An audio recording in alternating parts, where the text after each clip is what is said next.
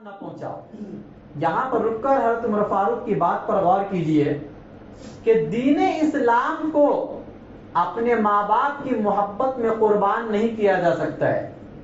ہاں، اسلام کی قربانی یعنی اپنے ماں باپ کو قربان کیا جائے گا دین اسلام پر، لیکن دین اسلام کو اپنے ماں باپ کے لیے قربان نہیں کیا جائے گا۔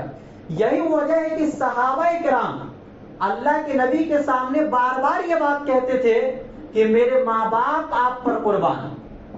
یہ نہیں کہتے تھے، اس کا الٹا نہیں کہا جا سکتا تھا کہ ہم دین اسلام کو چھوڑ دیں گے اپنے ماں باپ کی محبت میں، ایسا نہیں ہو سکتا ہے۔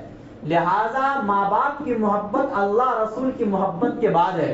اگر ماں ہمیں مجبور کر رہی ہے کہ اگر آپ اسلام کو نہیں چھوڑو گے تو ہم مر جائیں گے، یا ہم کھانا نہیں کھائیں گے، یا اس قسم کی باتیں کرتی ہیں، تو ایسی صورت میں ماں کی بات نہیں مانی جائے گی، اس لیے کہ اسلام سے ہمیں زیادہ پیار ہے۔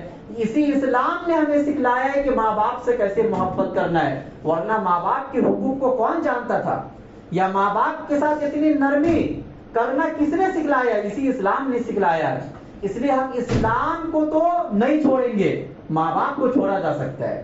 یہی بات حضرت عمر فاروق نے اپنے اس واقعے سے سمجھایا۔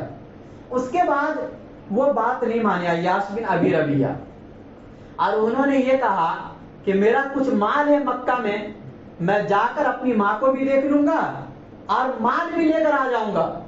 اس پر بھی حضرت عمر فاروق نے کہا کہ اگر تم کو مال چاہیے تو تمہیں معلوم ہونا چاہیے کہ میں قریش کا سب سے مالدار آدمی ہوں، چونکہ میں تجارت کیا کرتا تھا، میرے پاس مال بھی بہت زیادہ ہے، میں اپنا آدھا مال تمہارے اسلام کو بچانے کے لیے میں قربان کر دوں گا۔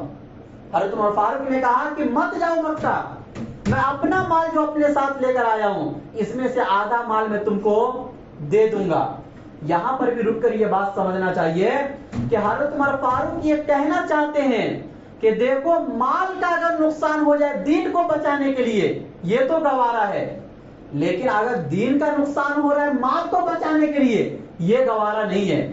آج کل ہم یہی کر رہے ہیں، ہم اپنے دین کا نقصان تو کر دیتے ہیں مال کو بچانے کے لیے، لیکن اپنے مال کا نقصان کبھی نہیں کرتے ہیں اپنے دین کو بچانے کے لیے۔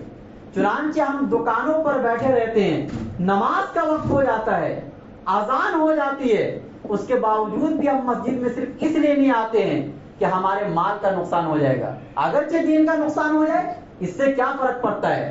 اسی طریقے سے ہم کہیں تقریب میں جاتے ہیں، کہیں شادی بیاہ میں جاتے ہیں، کہیں کسی سے ملنے جاتے ہیں، یا کہیں بھی گھومنے ہم چلے جاتے ہیں، اپنا ہر فائدہ سوچتے ہیں، اپنے مال کا فائدہ سوچتے ہیں، اپنے بزنس اور تجارت کا فائدہ تو سوچ لیتے ہیں، لیکن دین کا نقصان ہو اس سے کوئی فرق نہیں پڑتا ہے۔ حضرت عمر فاروق اپنے دوست کے اسلام کو بچانے کے لیے اپنے مال کی قربانی دے رہے ہیں، اور یہ کہہ رہے ہیں کہ مال اتنی بڑی چیز نہیں ہے، دوبارہ مال آ جائے گا، لیکن اگر تم مکہ چلے گئے اور ان لوگوں نے تمہارے پیچھے اگر محنت کر دی تو تمہارا لایا ہوا اسلام جو دنیا کی سب سے بڑی دولت ہے اس سے تم ہاتھ دھو بیٹھو گے۔